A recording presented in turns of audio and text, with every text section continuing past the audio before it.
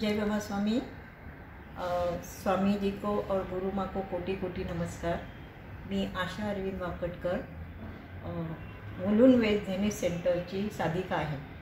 मी 2009 पासून समर्पण ध्यानमध्ये जॉईन झाले आणि 2010 मध्ये गोव्याला गुरुपौर्णिमेच्या दिवशी दीक्षा घेतली।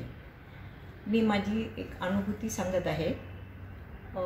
2018 मध्ये जे स्वामीजींचं महाशिबिर झालं शिर्डीला, त्यासाठी आम्ही प्रचार करायला 3-4 दिवस आधी गेलेलो आणि आजूबाजूच्या गावांमध्ये फिरत असताना वाकडी गावामध्ये 3 दिवस आम्ही प्रचार केला।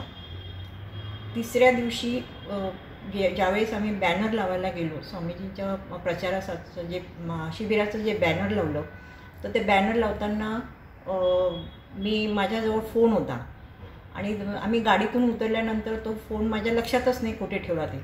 नंतर मग बॅनर लावल्यानंतर आम्ही घरी जायला निघालो, तर माझ्या लक्षात आलं की माझ्याजवळ फोन नाही। म्हणून मी माझ्या मैत्रिणींना आणि सगळ्यांना विचारलं की तुमच्याकडे माझा फोन आहे का? त्यांनी सांगितलं नाही, कुठे पडला की काय बघायला पाहिजे। म्हणून आम्ही गाडी परत ज्या ठिकाणी बॅनर लावलं त्या ठिकाणी गेलो, तर तिथे एक इस्त्रीवाल्याचं दुकान होतं। त्या इस्त्रीवाल्याला आम्ही विचारलं की तुम्हाला फोन दिसला का? कारण मी इथे पण आले होते बॅनरला, तुम्हाला प्रचारासाठी पत्रकं वाटली। तर तो म्हणाला की नाही, पण एका मुलाने तुमच्या गाडीच्या तिथून एक फोन उचलला आणि तो माझा आयफोन होता। तर तो इस्त्रीवाला बोलला की समोरच्या ऑफिसमध्ये तो मुलगा तुम्हाला भेटेल। म्हणून आम्ही त्या ऑफिसमध्ये गेलो। तिथे ऑफिसमध्ये एकच माणूस बसलेला होता। तर तो म्हणाला की हो, तुमचा मोबाईल एका मुलाला मिळाला आहे। म्हटलं तो आहे कुठे? तो म्हणाला ठीक आहे, तुम्ही त्या झाडाजवळ उभ्या राहा, तिथे तो मुलगा येईल।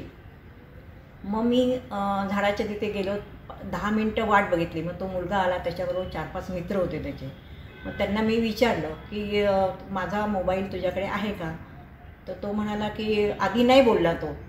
आणि मग आम्ही त्याला विचारत असताना आजूबाजूचे 7-8 लोक पण आले तिथे, काही बायका पण आल्या। मग मी त्यांना सांगितलं की तुम्हाला कोणाला माझा मोबाईल होता, तो आयफोन होता माझा, तर तो फोन कोणाला मिळाला का?